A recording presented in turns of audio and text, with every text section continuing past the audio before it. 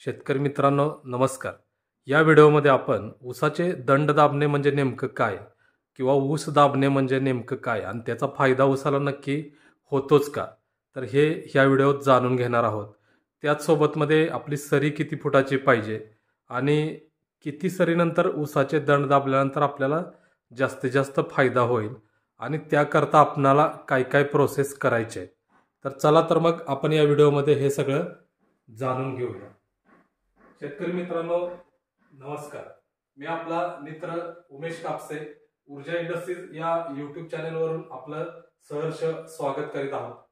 शेतकरी बंधूंनो, आपण जवळजवळ 70,000 पर्यंत सबस्क्रायबरचा टप्पा गाठतच आलेलो आहोत आणि या व्हिडिओमध्ये आपण पाहतोय की ऊसाचे जर आपण दंड दाबले, ऊसाचे दंड ह्याचा अर्थ काय असतो, तर आपले जसे हे दंड असतात तसाच ऊसाला एक 14 ते 15 कांड्या ऊसाच्या ज्या वेळेला होतात त्यावेळेला ऊस बलदंड होतं. बलदंड ऊस म्हणजे काय, तर ऊसाची जाडी यायला लागते.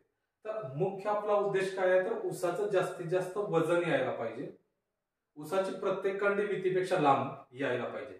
तर त्याकरता फ्रीमध्ये जो काही उपाय आहे, म्हणजे ज्याच्यासाठी आपल्याला 1 रुपया वरून खर्चावा लागत नाहीये, हे दंड दाबणे ही प्रोसेस नेमकी काय असते, तर ऊस ज्या वेळेला एक 14 ते 15 कांड्यांचा ऊस आपला होतो त्यावेळेला ऊस आपला कलत असतो, इकडं किंवा तिकडं असा पडत असतो थोडक्यात.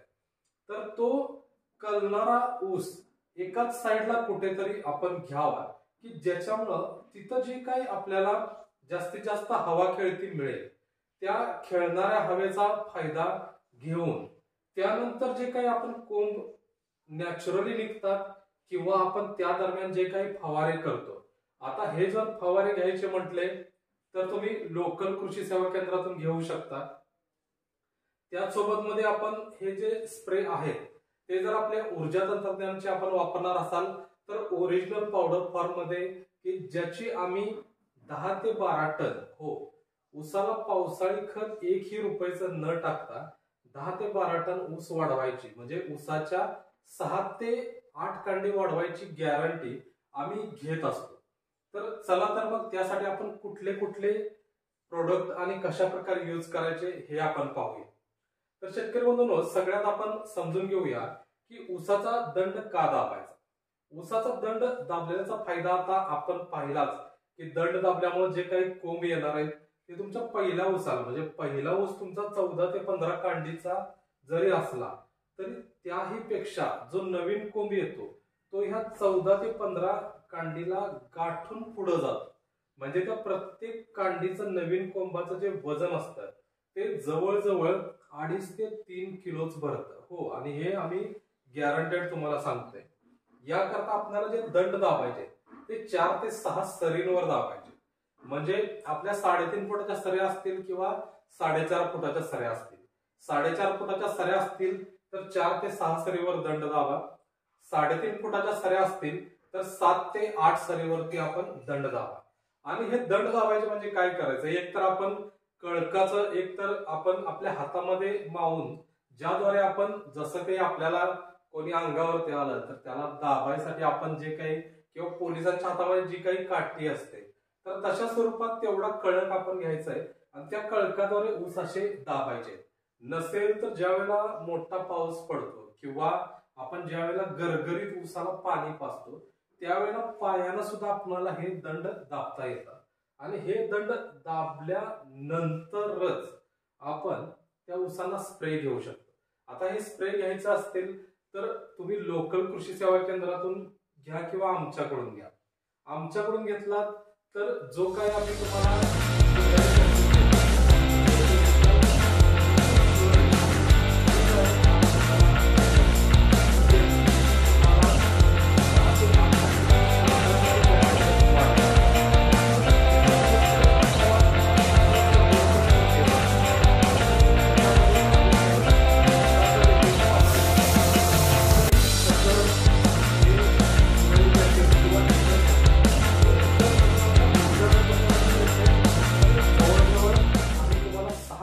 औषध येतो.